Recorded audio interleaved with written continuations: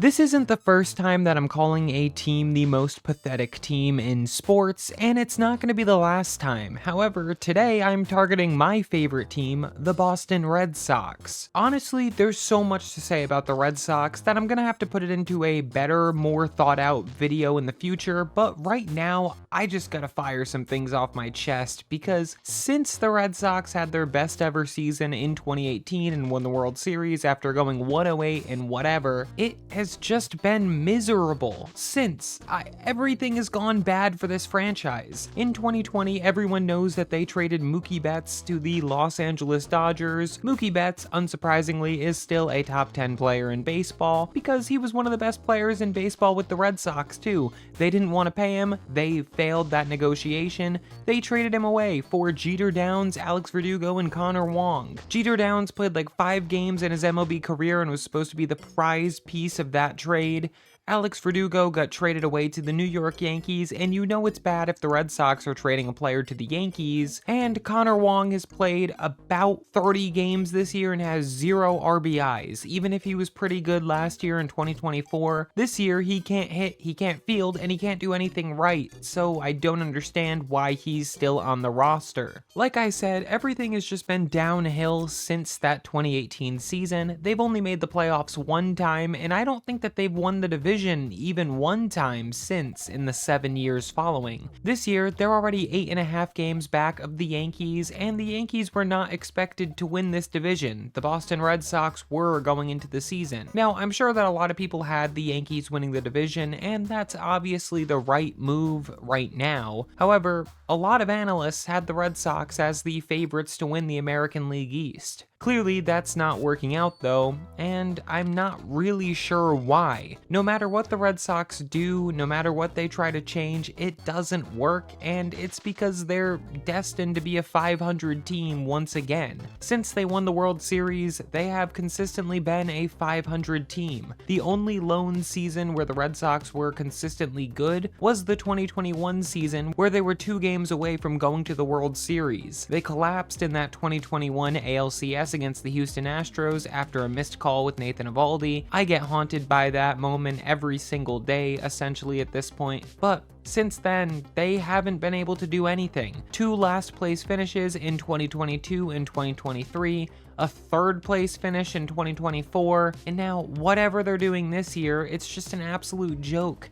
They can't win a 1-run game, they can't win a game where they're losing, and they've found a different way to lose just about every single game, but at the same time, I'm watching the same game every single day with nothing changing. Before this season, John Henry, the owner of the Boston Red Sox, basically refused to spend money and act like a high market owner. However, after firing Chaim Bloom, who had been the GM of the Boston Red Sox from 2020 to 2023, they started spending, with Craig Breslow at the GM position. In the 2024 offseason specifically, the Red Sox spent a lot of money. They paid Alex Bregman $40 million per year, they gave $21 million to Walker Buehler, $10 million to Aroldis Chapman, and they just overall paid their players, and it was pretty nice. They even traded for Garrett Crochet and gave him a long-term extension, and signed Christian Campbell to an extension before he had really made his MLB debut. He had a couple of games, but you know what I mean, it was very early in his career. Things were looking really good for the Red Sox, especially after spending. They were even in on Juan Soto. They might not have landed him, but they tried for him, and that was a real tonal shift for what had happened in recent years. However, since then, everything has gone wrong. The Red Sox are not a good team in 2025, and they have had a lot of injuries. Alex Bregman's now out for the next 2-ish months, and I don't know how they're gonna win without him,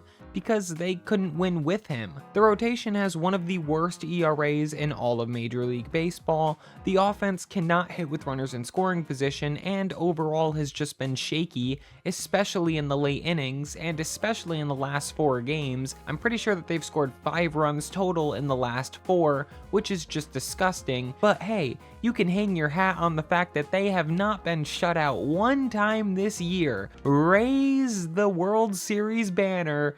No shutouts for the 2025 Boston Red Sox as of May 28th. However, they've been walked off seemingly every away game that they've had. They have given up late lead after late lead. There was like a 2-week stretch where they blew about 60 games somehow, and somehow they have 25 wins. But I don't think that they've won one game all year. Every single game it feels like they lose. Another major issue is that the #1 prospect in all of Major League Baseball is sitting down in AAA in Roman Anthony. Roman continues to mash baseballs. He's homered each of the last 2 games, and he's just so ready for Major League Baseball, it's not even funny. It's honestly malpractice that Anthony is still in the minor leagues, but can't do anything about it because the Red Sox won't call him up. And why won't they call him up? They say it's because he has things to work on down there. However, he'd be the 3rd best hitter on the roster right now with Alex Bregman being injured,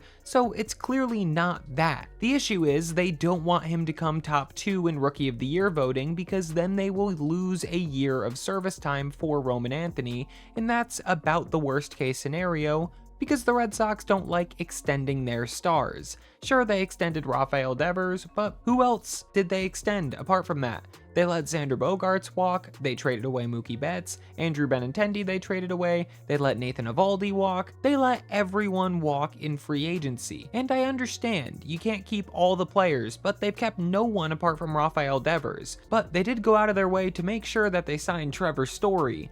And personally, I love the person that is Trevor Story, and I want him to succeed so badly. But he just isn't, and he's not going to most likely because it's just been a constant struggle. He's been unhealthy, and this year he is healthy, but he can't hit. He's been one of the worst hitters in baseball, and after a very hot start, he just gets out every at-bat, and it's just killing the team. Cedar Rafaela is another super fun player to watch in center field as he's one of the best defenders in baseball, but when he steps into the batter's box, he's going to chase every single pitch and it's going to be a painful watch, but they don't do anything about it. And I mentioned Rafael Devers, and he's been great this year, but man, they have mishandled Rafael Devers in every single way possible. He showed up to spring training being told that he'd be the 3rd baseman, then they moved him to DH without even telling him. They told the media before they told him. Then after that, when Tristan Casas had a season-ending injury, they decided to go to Devers and ask him again to move positions after Alex Cora told him to throw his glove in the trash can. Craig Breslow approached him and said, "Hey, we're gonna need you to play first base."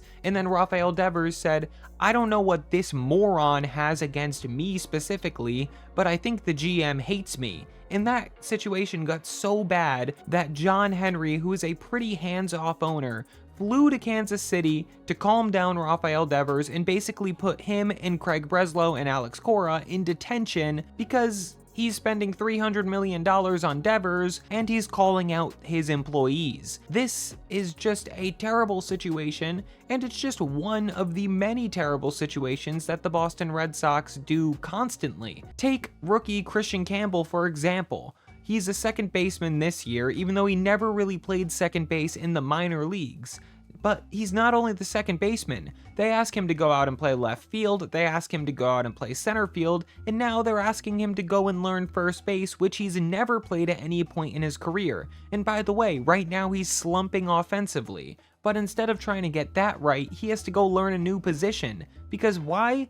He's a rookie. You can throw him around and he's not gonna say no. They did the same thing to Cedar Rafaela last year, where he was struggling offensively, great in center field, but Trevor Story got injured and they needed a shortstop. Who better than the rookie Cedar Rafaela? You can do whatever you want with the rookies, you can throw them wherever you want, and that's what they do. Again, a lot of people have been on John Henry, the owner, for a lot of years now, and I completely have understood that in the past. But John Henry put his wallet where his mouth was this offseason and really spent a lot of money to make sure that this team was competitive. And they're worse than they've been the last 3 years. I understand injuries, I get that, but the way that this team is coached, it's clearly a problem. They can't hit with runners in scoring position. The amount of times that I see the Red Sox hit a leadoff double and then strand him on second base, they can't even move him to third base, let alone score him, is just comical. The amount of times that they get 2 outs in an inning and then hang a pitch right down the middle and it gets crushed for a single, it's just ridiculous. All of these things, there's just no approach to how the Red Sox operate as an organization. One thing that really got under my skin, that's not going to get under most people's skin, but really got under my skin, Garrett Crochet started the first game of this current Brewers series versus the Boston Red Sox. He gave up a first pitch home run to Jackson Chourio on a middle 96-mile-per-hour fastball. Obviously, not where you wanted to put the pitch, and he gave up a home run, but Chourio is one of the best players on the team. It's not the end of the world. However, after the game, Garrett Crochet was asked about the first pitch fastball, and he responded basically saying, "I have thrown a first pitch fastball every single start for my career, I will for the rest of my career, and I don't regret throwing it." That just can't be something that's said. It just can't be said. I'm not blaming any of the failure of this season on Garrett Crochet at all. But you can't tell major league hitters that a fastball is coming first pitch every single time. They'll be ready for it, and guess what? The leadoff hitter might not be the most powerful hitter on the team, he's gonna be a good hitter either way. So if they know that a fastball is coming and you make a mistake pitch, bye-bye baseball. It's just another one of those things that's like, it's just such poor coaching. He needs to not say that. And I know that teams will know based off of scouting reports anyway if they see that he's only throwing first pitch fastballs. But now they know guaranteed that a first pitch fastball is coming. It just drives me insane. I don't get it. And then just the coaching in general. I don't understand how someone isn't fired at this point. Andrew Bailey, I was really excited when they hired him because he was really good with the Giants. But my goodness, make an adjustment. He hates four-seam fastballs, and the Red Sox are really good at throwing four-seam fastballs. They have a very high run value on four-seamers. But Andrew Bailey, he doesn't let them throw them because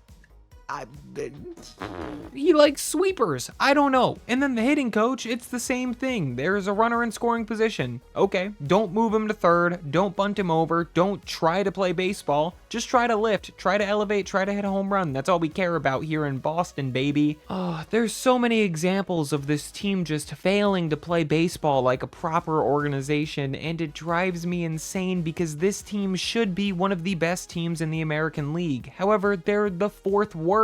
They are horrible. They can't build momentum and they can't do anything right. Rob Refsnyder said it best. This team just sucks right now. And I didn't even talk about Masataka Yoshida, who isn't playing DH because Devers has to DH because they told him to throw away his glove. Masataka Yoshida would have been a very helpful bat, and the Red Sox have lost 17 of their 30 games by 1 run. 17 of 30. Roman Anthony, or calling up Marcelo Meyer earlier in the season, who's another top prospect, or having Masataka Yoshida on this lineup, it would make the difference in 1-run games. It just would. That's 3 more consistent bats that are good players, replacing bad players who can't hit like Cedar Rafaela and Trevor Story. It's just absurd how this team operates, and I'm gonna do a long deep dive from what happened from 2018 of the Boston Red Sox to the 2025 state that they are currently in, but I just had to get this video off my chest because I had to rant about the Red Sox for a little bit